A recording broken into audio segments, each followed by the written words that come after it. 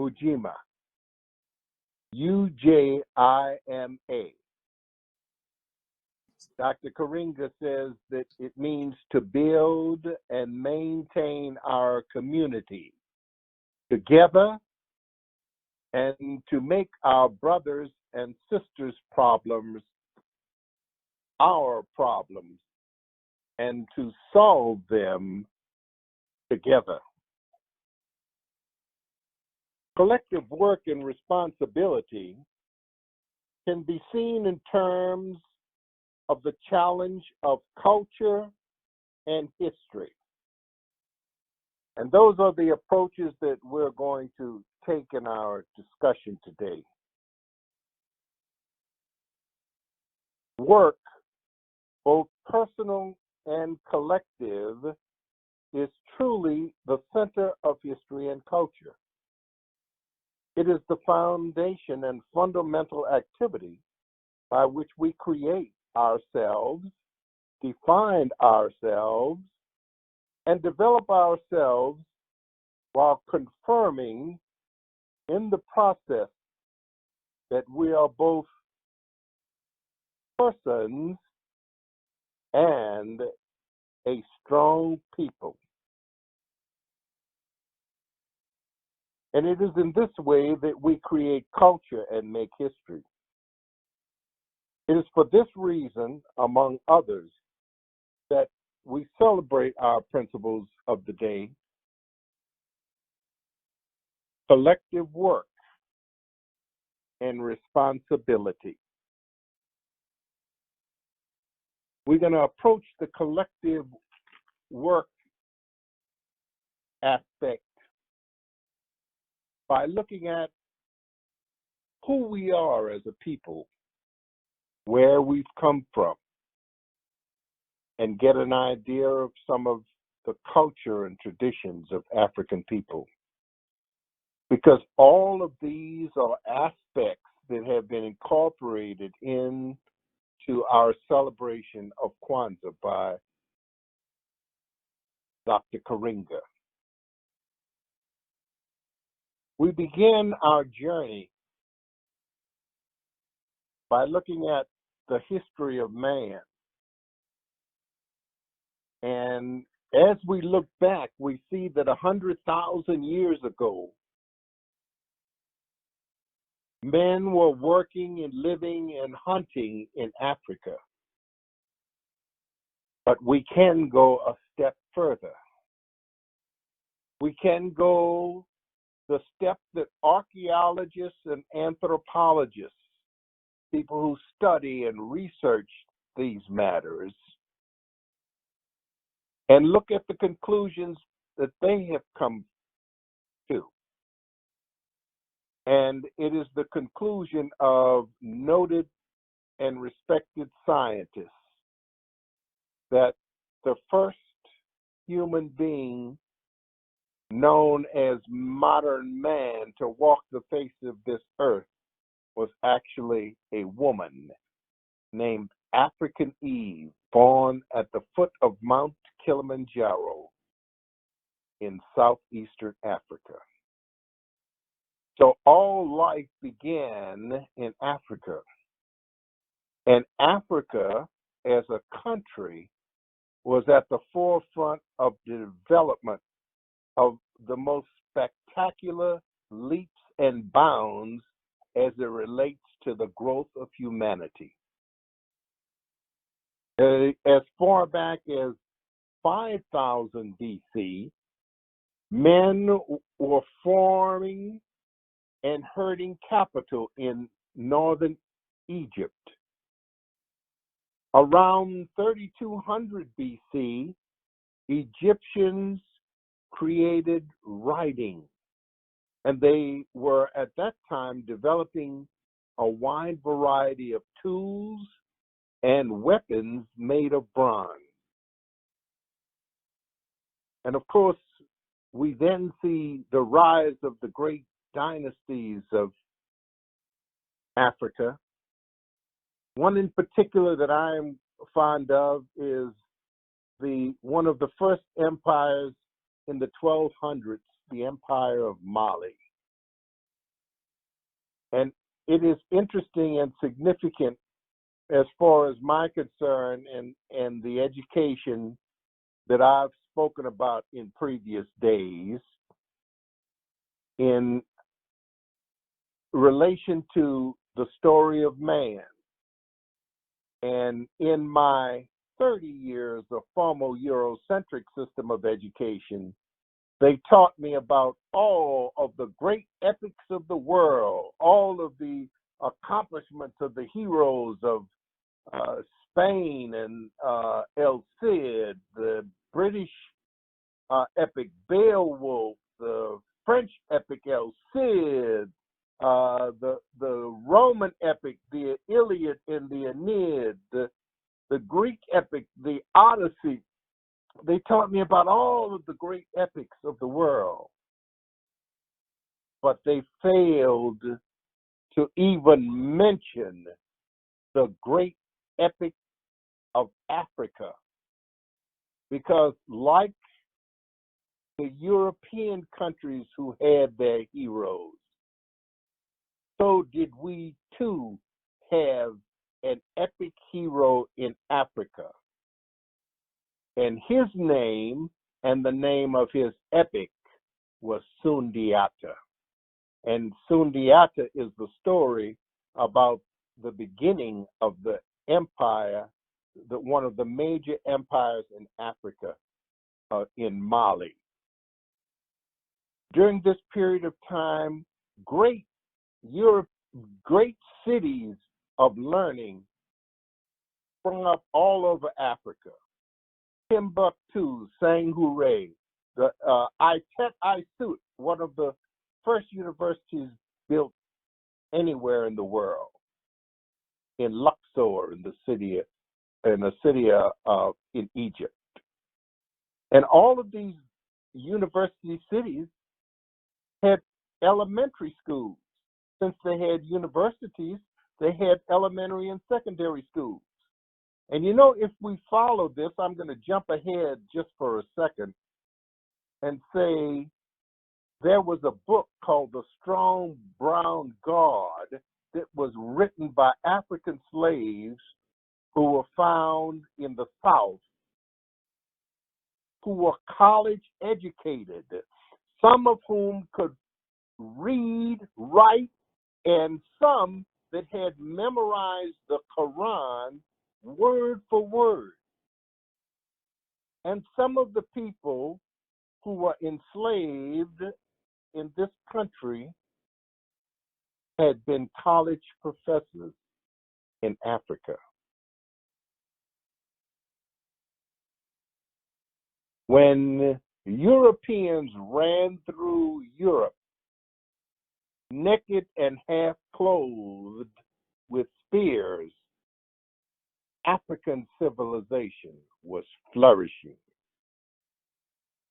And then finally, Europe emerged, and the great writings of the world, like the first book of man written by Herodotus, a Greek. And in his book, Herodotus says that his teachers,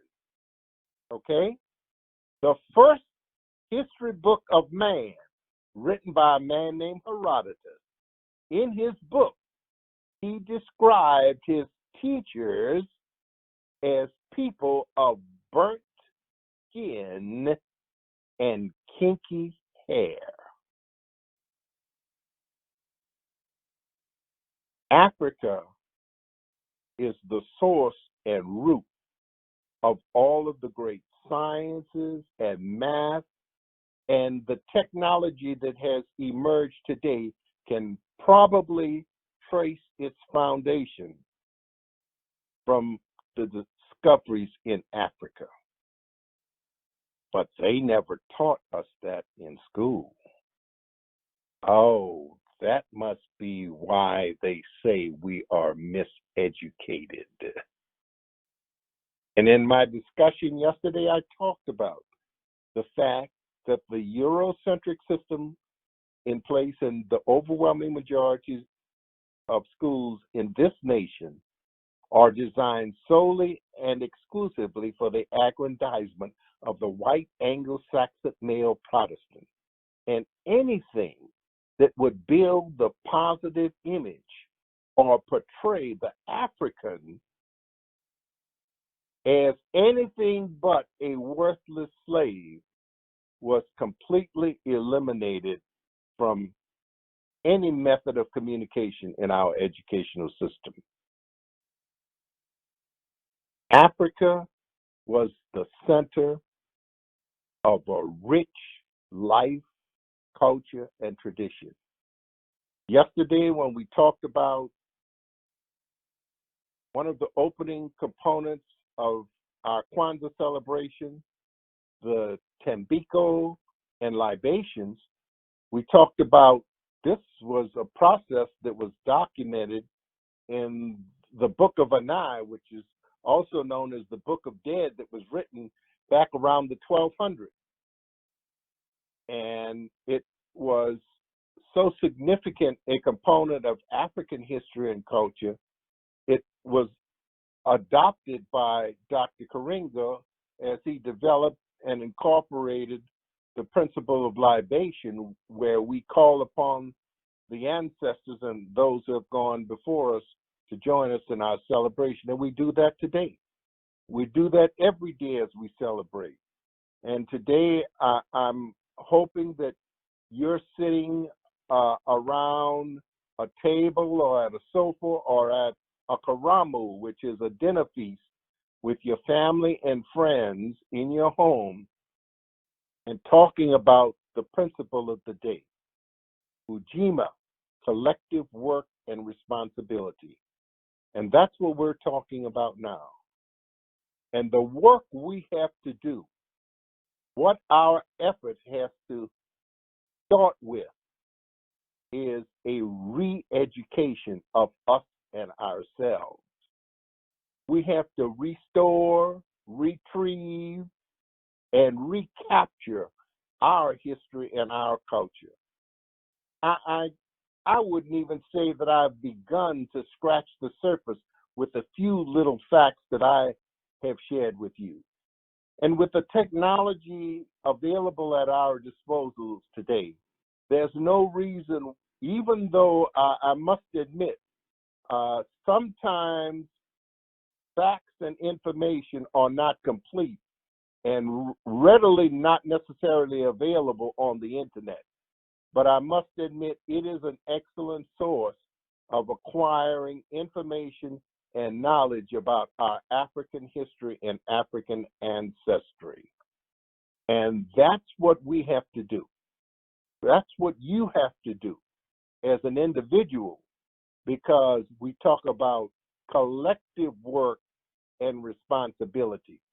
But we can't work together collectively until we as individuals make a commitment to the process. And I'm going to be talking about that particular aspect of today's principle in the second half of my talk. Right now, we're talking about collective work. In a few moments, I'm going to talk about responsibility and what our responsibility is as it relates to us moving ahead as a people. But I'm sharing with you right now at this point where that work has to begin.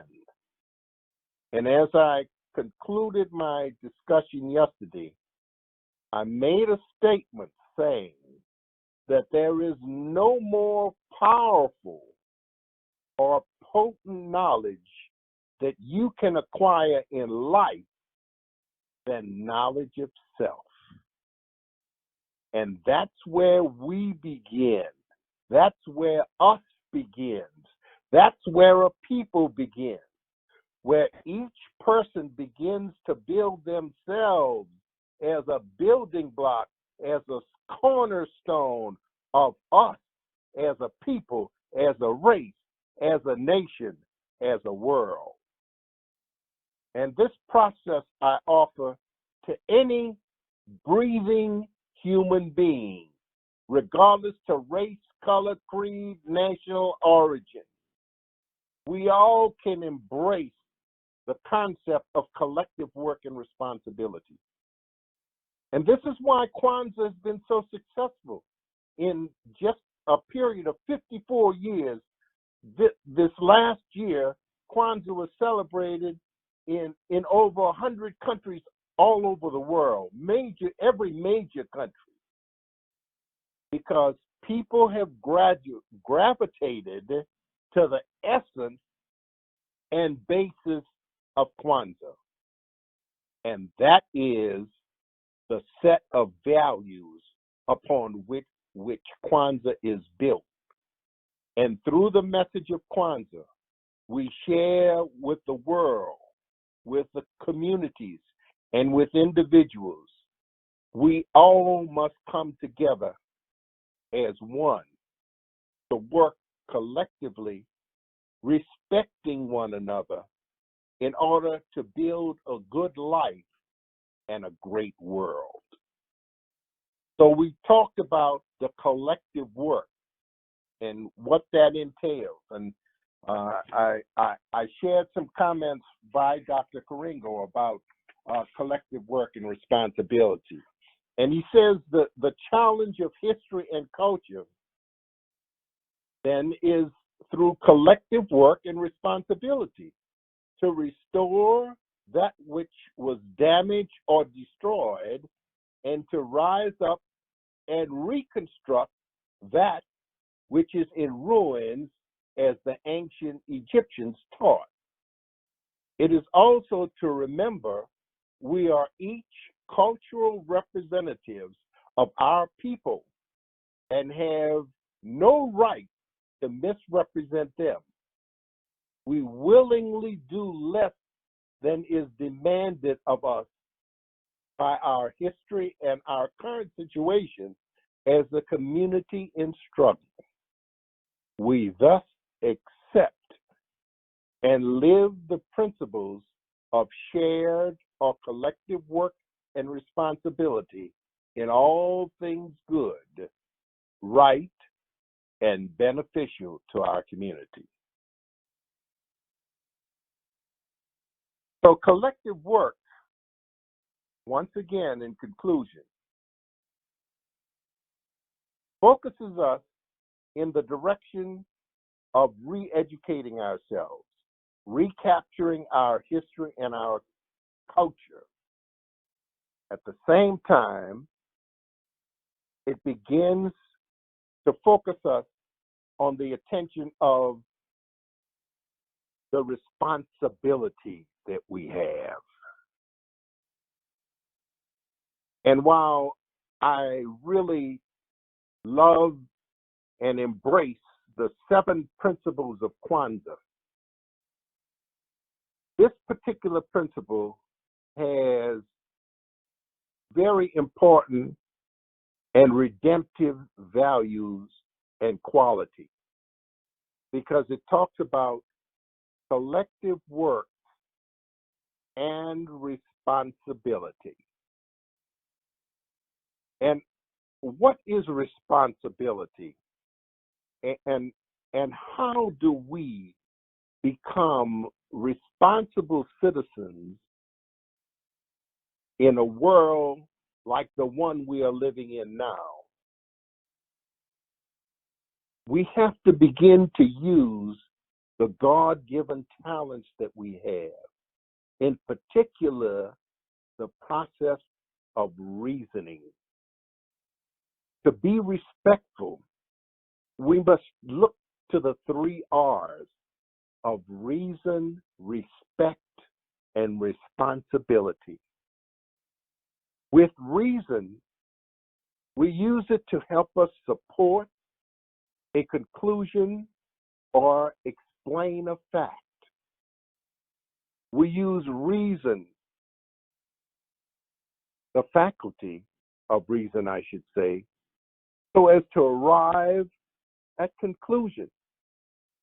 So as we research our past and find the information and knowledge and factual history about us, about our culture, and about our past. We will make value judgments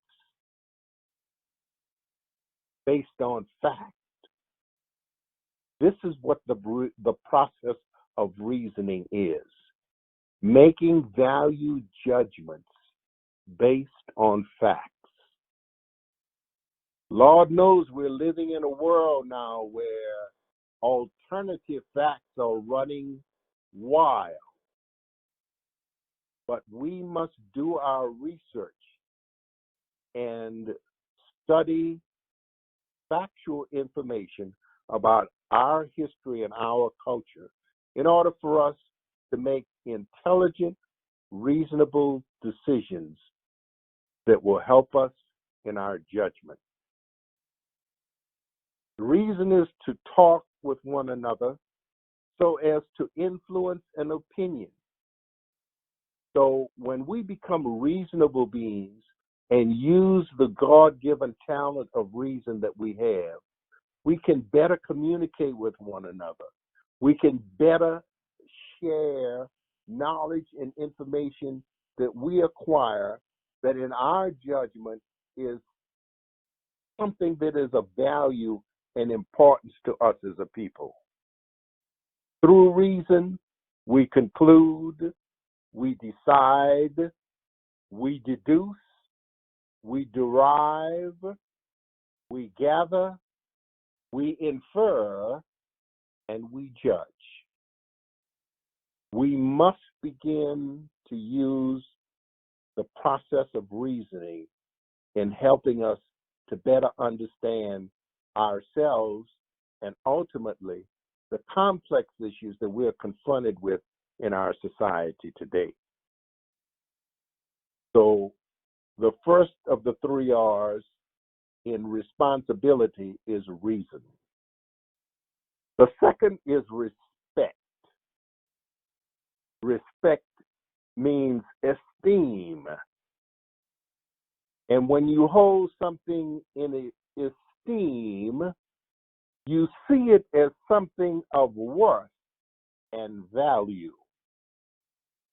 Last night I talked about how I see education in general becoming the most valuable tool that we could possibly have. As we accept our collective work and responsibility effort, one of the ways that we will move forward, and we'll talk a lot more about this particular aspect tomorrow when we talk about cooperative economics and developing businesses and schools.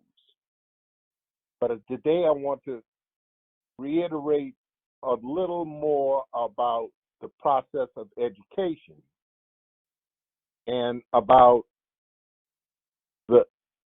the aspects of education that I feel are most important that should be included in helping us as a people educate our future generations of African American children. And as I said yesterday, it is my belief that an effective school must focus on developing the God-given talent of each and every boy and girl in that school. And when we work at helping youngsters to build their own positive self-image, they begin to see themselves as persons of value, persons of worth. So it's very important that our schools work to build the positive self-image of our youngsters. And secondly, the second component of what I feel must be the foundation of a good education is not just that we help children learn something about themselves and recognize that they are of value and worth, but we also have to do the basics. We've got to teach our youngsters to read, write, and compute. But we must teach them in such a way that it helps them to develop saleable skills. So the two aspects that we need to look at as we move toward developing schools and teaching youngsters to respect themselves and to be able to go into society and earn a meaningful place is by teaching them to respect themselves. So when they respect themselves and they have a set of skills that they can sell to the community, they can't help but be a success. The example I used yesterday is singers, dancers, entertainers, artisans, people who use their God-given talent to support themselves. Say, I would do it for nothing because I love doing it. And just think if we could create a learning environment where we produce students who feel good enough about themselves, who understand their God-given talents, and have found a way to make it a saleable skill, they can't help but be a success in the society. And that's what we want to work toward. As Dr. Gurrier says, we cannot expect any individual, organization, or institution to do for us what we have to do for ourselves. So as we move toward collective work and responsibility, we are going to begin to use our God-given talent of reason and reasoning in seeking out the truth, the information, the facts about our history and culture that to better inform ourselves. We will work toward educating our children in such a way that we build their self-esteem and have them to realize and understand that they are human beings of worth and dignity, and that they can go into the world and be successful using their talent because we will have helped them to develop skills that they can sell in the society. So as we move ahead in collective work and responsibility, using reason, respect, and we know what the responsibility is. Because as we do the work, study the history, read the culture, share it with our next generation. Ladies and gentlemen, a wise man, Dr. Morris Francis Xavier Jeff, once said to me, our children are a message we send to the future. And that's why children are the centerpiece of our Kwanzaa celebration. All of our Kwanzaa celebration are primarily geared and focused and center around trying to transmit to our children and to our next generation a set of values and principles by which to live. Today, we've addressed one, the third principle of Nguzu Zaba, collective Ashe. So once again, remember, we want to look to our past. We want to study all we can and learn all we can about the history and the culture of our African ancestors. As W.E.B. Du Bois put it, we would not divorce our American heritage from our African ancestry. And Du Bois, in his Soul of Black Folks, talked about the two-ness of us as a Black people. And that the two-ness that he talks about is our African ancestry and our American heritage. And we cannot separate either. We must embrace both to grow. So we must, during this period of Kwanzaa, particularly here in collective work and responsibility and doing the work of studying our past, and that which has gone before us, we must look at Africa. We must look at the Middle Passage, where over 10 million people lie dead at the bottom of the Atlantic Ocean. You talk about Holocaust. The Great Holocaust was the savage destroyal of African life. So much beauty, wealth, responsibility, and potential was destroyed as a result of the institution of slavery. And in history, it was not a blurb, a dot, or a moment. Slavery, the stealing of African people off the African continent and bringing them to the United States, lasted for over 200 years.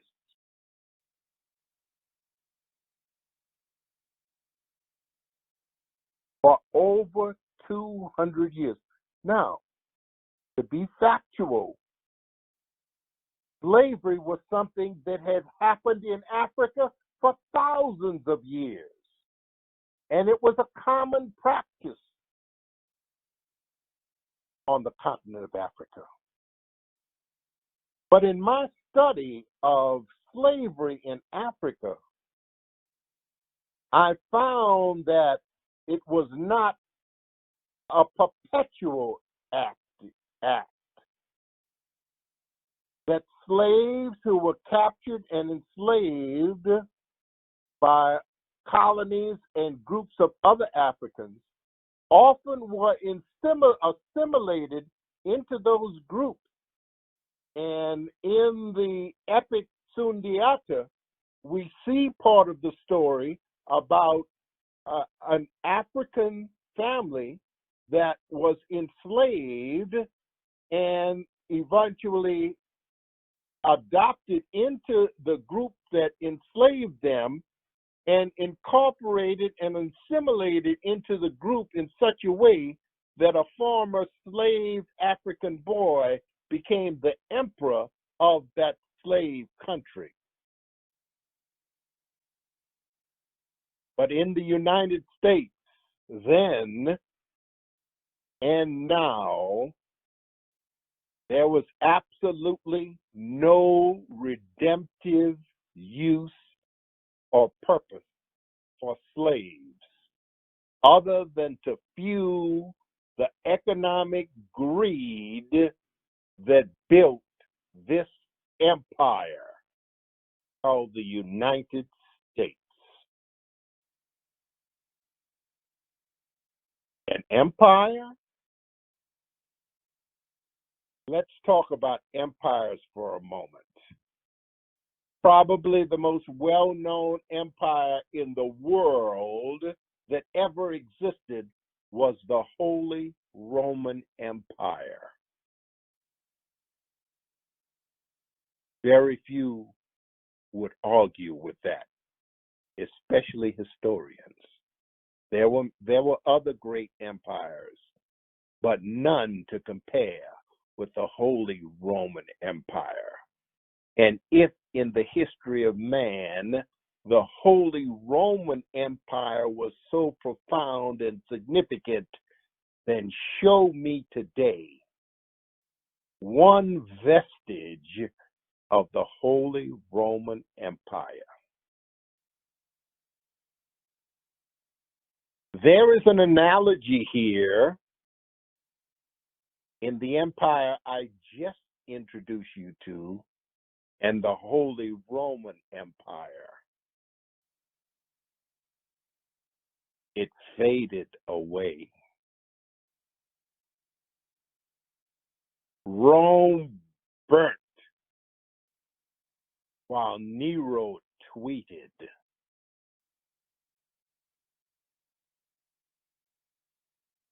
We are living in the demise of another great empire. And it is due to our selfishness and greed that are the sources of generation of the root of all evil.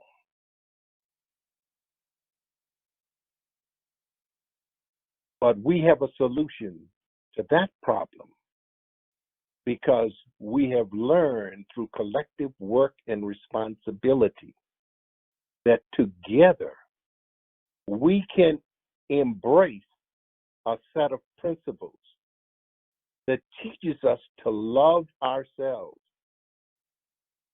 to respect one another, and to embrace values that will lead us in a more productive quality of life.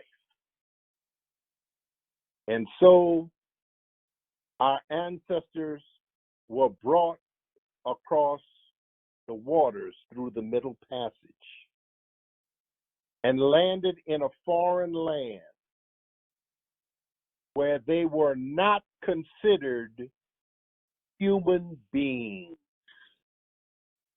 Legislation had to be passed in the Congress of the United States to declare a black man less than 3/5 of a human being. As I talked with my daughter on the first day of Kwanzaa, we talked about our history. And in our history, we talked about the celebration of Kwanzaa, which began in 1966.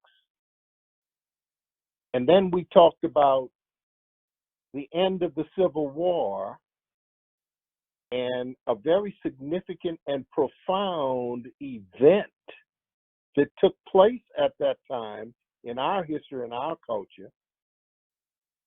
It was in 1865, at the end of the Civil War. As a matter of fact, it was June 19th, 1865, when a white general dispatched by President Abraham Lincoln to Galveston, Texas, with the task of reading the General Resolution number 3, which was a synopsis of the Emancipation Proclamation to the slaves in Texas who had no idea that they had been freed.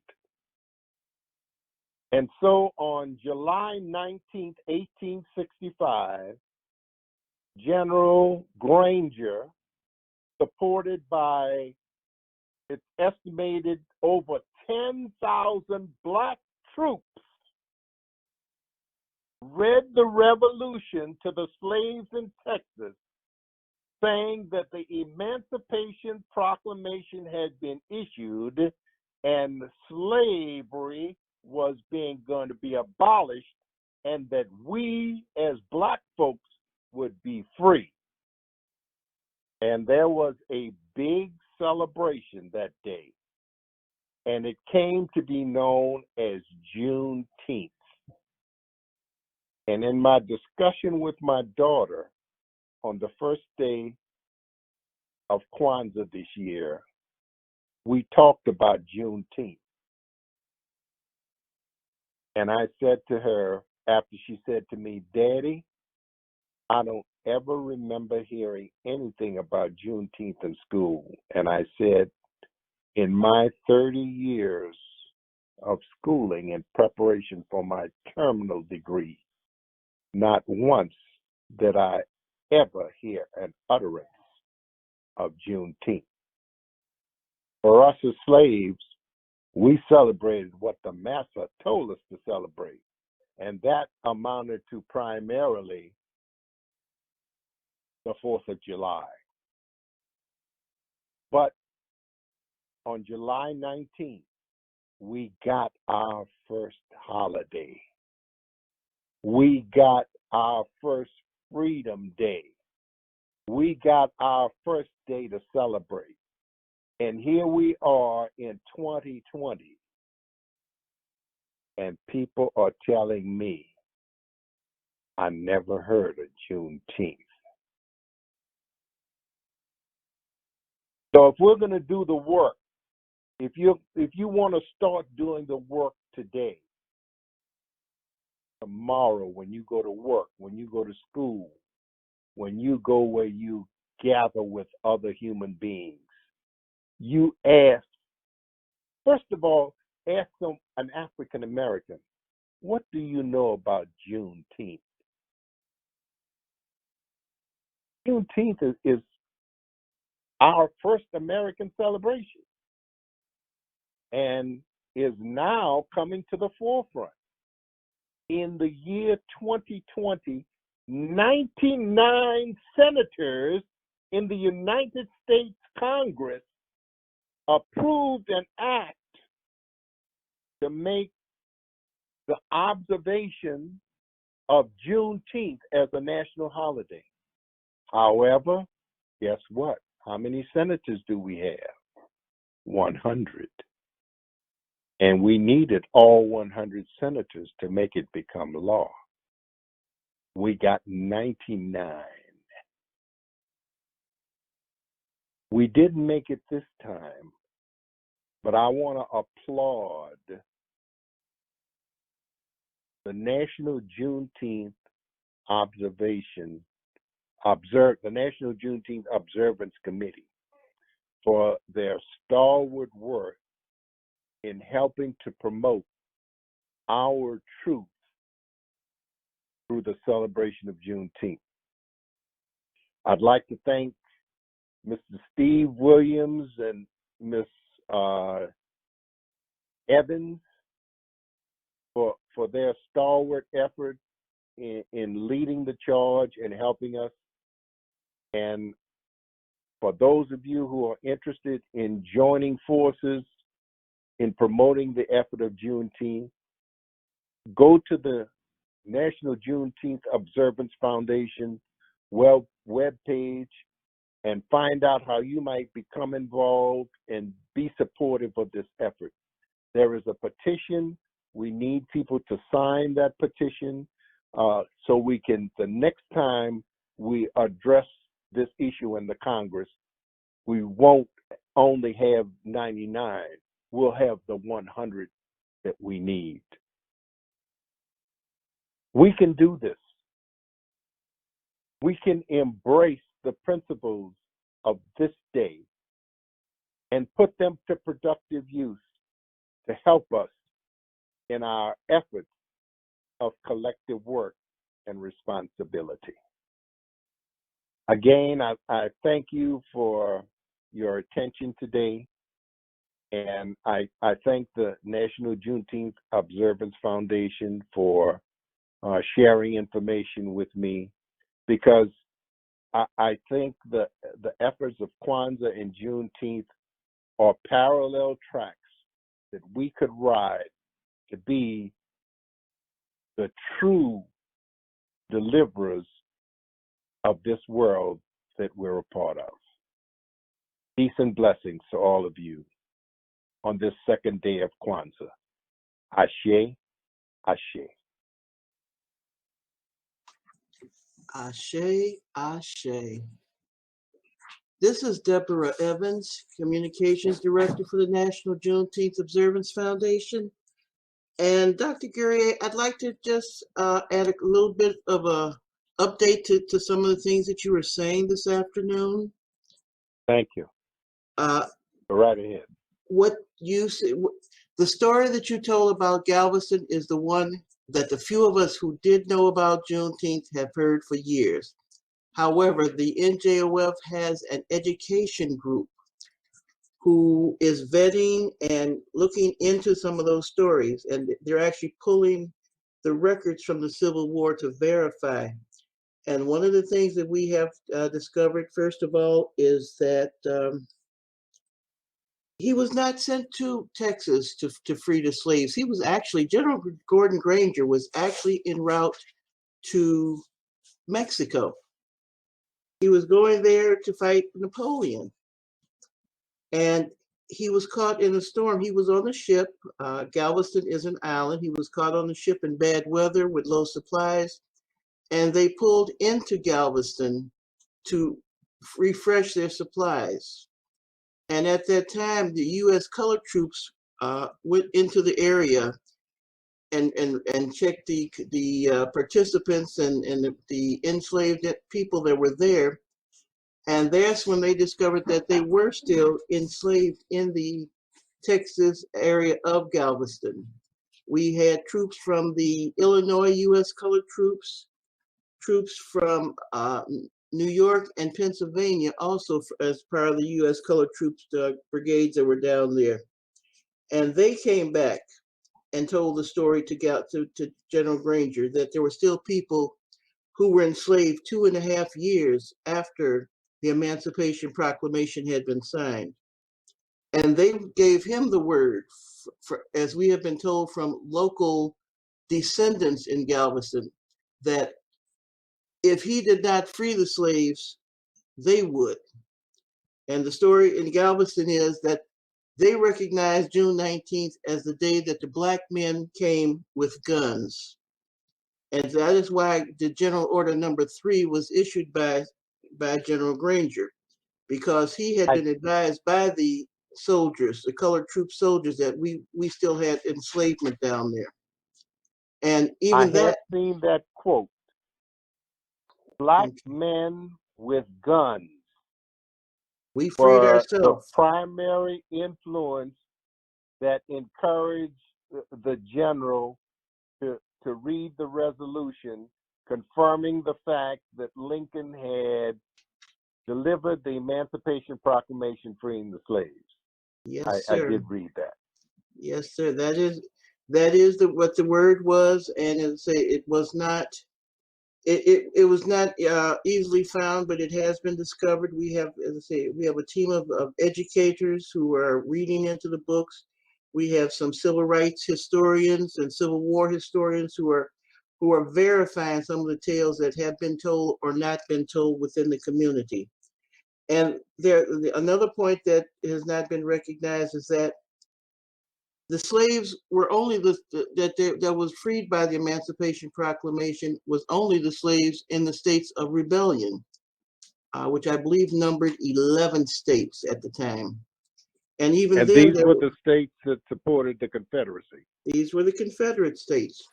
And even then, even after June 19th, it took another year before the Native American tribes in the Western territories signed treaties to free their slaves. They had the 5 nations in the Western territories had slaves, the people that were enslaved until June of 1866. And those people were, once they were freed, once the treaty was signed and they were freed, the United States would not claim them, and the Native Americans would not claim them. So they became known as freedmen. And they went on to found 100 individual cities or towns within the Western Territory, one which is Tulsa, Oklahoma, Greenwood, the site of the massacre. And there are still, I believe, 12 of those cities still, or towns still in existence, that we not only freed ourselves, but we went on to create our own lands and territories and businesses within the community. And those are some of the other messages that we need to pass on to our young people, that it was not just a gift to us that we were freed. We earned our own freedom. Well, I really appreciate your enlightening us today, and I'm and enlightening me personally. And I appreciate your sharing the information. And this is what we need to be doing on this day. This is the work that we have to do. We have little information and half truths, and what we need to do is seek out truth tellers. And I'm really happy that I invited you to join us today, and hopefully you can join us tomorrow as we talk about cooperative economics, because Juneteenth was really the efforts around that process really kicked off the initiation of the first Black Wall Street in the United States. So we can talk about that tomorrow. But while I have you sharing with us today, I would appreciate if you could tell us a little more about the researchers and the information that they have acquired that you and your organization are sharing with the community, particularly your efforts of Juneteenth 101. Would you share with us something about that process and where our listeners might be able to find them? Yes, sir. First of all, our website is www.njof.org, and you will find the Juneteenth 101 listed on there that you can research, review, question, go forward with it. That is a product that we put out over a year ago, and we have continued and that covers the period from 1862 to 1865. We are currently going forward with that. We're picking up 1866 with let's say, the treaties that were signed by the 5 tribes. We will be taking in the story of the 100 towns that we created. We will be taking in Tulsa, Oklahoma's massacre. And in October of 2021, our organization will be holding their 4th annual meeting in Tulsa, Oklahoma, in recognition of the events that occurred in Tulsa. Our scholars and our researchers are educators, they are Civil War historians, they are college professors in the areas of, let's see, we have some in Florida, we have Oklahoma, we have people from across the nation. We have represented one or more representatives in every state of the union. And our particular group that we have doing the education research right now numbers about, I believe, about 15 or 16 people that is constantly researching, writing curriculum. We are putting together a curriculum to educate our youth and our families, the parents of the youth, that we will be presenting to the various state assemblies and senates with the request that they create an education commission, and that they will go forward and research the textbooks that are in the schools and recommend new textbooks that will tell our story.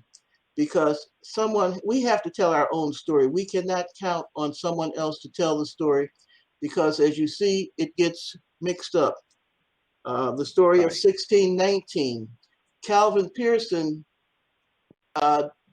his research years ago, about approximately 10 years ago, he proved that Jamestown was not the landing point for the original enslaved people, who actually the first Africans on this land in the English territories were not enslaved; they were indentured. So that story has to be redesigned and recorrected. And the people in Jamestown, of course, they argued it for years, but they finally have accepted it. But then last year we had the New York Times who came out with the story. They took Calvin's website name, turned it around, put out a magazine or newspaper, and they changed the story again. And they made profit off of our stories. So again, we must tell our own storyline. We must make sure that we read what they're putting out there and make sure that it's correct. And we must understand that 150 years ago, 155 years ago, we were not allowed to read. And with that in mind, we must present the abilities. We must take advantage and not just use the internet for looking to find out what the latest personality is doing. We must use the research facilities of the libraries and the internet to discover what has occurred in our history. Read between the lines and find out where there's a gap that they did not give us the education that we need. And we must find someone that will research it. We must do our genealogies because, again, the story's there, but they've hidden it. If you research, you will discover where the gaps are at, and you have to take the time to sit up at night and actually look into your family line, look into where they came from, see if you can find out what ship they came on, what plantation they came from. And then once you get that information, you must share, because to not share with your brother is a crime. And so that is our direction. We research, we share, we have events, and so we have celebrations and commemorations of the history, and that goes on across the country year round. We want to make sure that everybody understands. I'm sorry, that Juneteenth is not just a Texas holiday to be celebrated one day of the year. There are currently, every state in the union has Juneteenth legislation now, with the exception of Hawaii, and that will be coming shortly. And we have been responsible for more than 43 pieces of that legislation, recognizing Juneteenth and our history. Well, I'd like to, on behalf of our community, thank the National Juneteenth Observance Foundation for its collective work and its willingness to share its findings with us. And they're taking the responsibility of doing the work to help us as we try to do our work. So I understand that the National Juneteenth Observance Foundation has embraced the principles of Nguzo Zaba, and you and your organization are certainly excellent examples of how we can, as a group of people, mobilize the resources we have to do for us what we need to do for ourselves. And I'm particularly happy that your organization is willing to share its knowledge and information and expertise that it has acquired as a means of educating us to help us to be a more productive people. So thank you very much for joining us, and I'd like to extend an invitation to you to join us in our next day's presentation, which will focus on our fourth principle of the day, Ujima, which is cooperative economics, where we are directed by Dr. Karinga to build and maintain our own stores, shops, and other businesses, and to profit from them together. But I thank you for your time and effort today. Peace and blessings to you and to all involved in the Juneteenth efforts. Happy Kwanzaa. Happy Kwanzaa to you, and thank you for allowing me to tell you a little bit about the National Juneteenth Observance Foundation. And I would also like to pass on the information and the invitation to our president, Stephen Williams, who I think would even be more prepared to discuss the economics with you tomorrow. So thank you so much for your discussions. Thank you for the education. We are in great need of it. And everyone, have a great day. In conclusion, would you please give the email address of how our listeners might be able to get in touch with the National Juneteenth Observance Foundation and sign the petition to help them to get the holiday recognized? Okay, let's start off with the petition. The petition is Juneteenth.us. And in October, Opal Lee, who is 94 years old, presented 1.5 million signatures to the Senate asking for recognition of the Juneteenth holiday. And she is looking for another 1.5 million signatures, or a large number of signatures, to take on her next return trip to Washington. That's first of all. Our website is www.njof.org.